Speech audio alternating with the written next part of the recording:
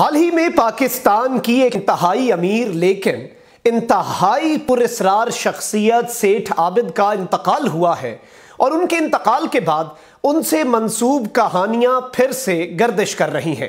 سیٹھ عابد کے نام کے بغیر پاکستان کے رئیس ترین افراد کی لسٹ مکمل نہیں ہوتی تھی، ایک دور تھا، تاہم آج کی نسل سیٹھ عابد کے بارے میں بہت کم جانتی ہے۔ شیخ عابد حسین کا آبائی تعلق بابا بلے شاہ کے شہر قصور سے ہے۔ سیٹھ عابد کا کردار ہمیشہ سے پراسرار رہا ہے۔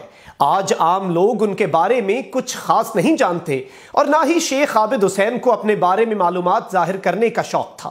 اس کی ایک بڑی وجہ ان کی مخصوص سرگرمیاں بھی تھیں۔ دنیا بھر میں مبینہ اسمگلنگ کے حوالے سے بڑا نام رکھنے والے سیٹھ عابد کسی دور میں اس دنیا کے بے تاج بادشاہ سمجھے جاتے تھے۔ سیٹھ عابد نے اسمگلنگ کے حق میں کئی فتاوی لے رکھے تھے۔ ان کے مطابق اسمگلنگ قانونی طور پر ایک جائز عمل ہے اور یہ کوئی جرم نہیں ہے، مگر اسے جرم بنا دیا گیا۔ سیٹھ عابد کو اللہ نے 3 بیٹے اور 1 بیٹی سے نوازا۔ ان کے 3 بیٹوں میں دونوں چھوٹے بیٹے گونگے بہرے اور ذہنی طور پر معذور تھے اور امریکہ میں کسی بورڈنگ ہاؤس میں پلے بڑھے، جبکہ ان کے سب سے بڑے بیٹے ایاز محمود کو 2006 میں لاہور میں اس کے اپنے ہی گارڈ نے قتل کر دیا تھا۔ سیٹھ عابد عرصے تک سرحد پار اسمگلنگ کا کاروبار کرتے رہے اور سونے سے لے کر غیر ملکی کرنسی تک کی اسمگلنگ سے وابستہ رہے۔ انہوں نے پاکستان کے اہم شہروں میں مختلف ہاؤسنگ پروجیکٹس بھی تعمیر کیے، جبکہ اسٹاک ایکسچینج میں بھی بڑا سرمایہ لگایا۔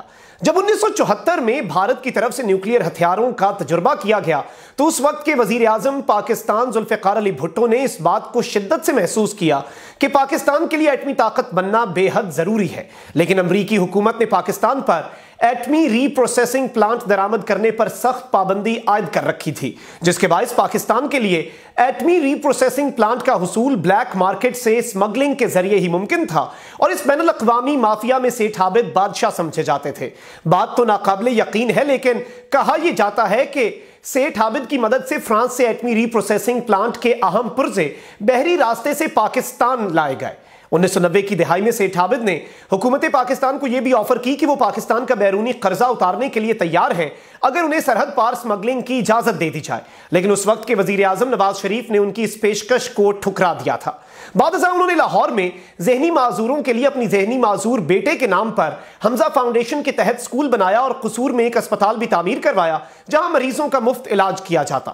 رواں برس مئی میں وزیر اعظم عمران خان نے کراچی میں شوکت خانم کینسر اسپتال کی فنڈ ریزنگ تقریب میں سیٹھ عابد کا ذکر کرتے ہوئے کہا تھا کہ سیٹھ عابد نے شوکت خانم کینسر اسپتال کی تعمیر کے وقت ہر طرح سے امداد کی تھی۔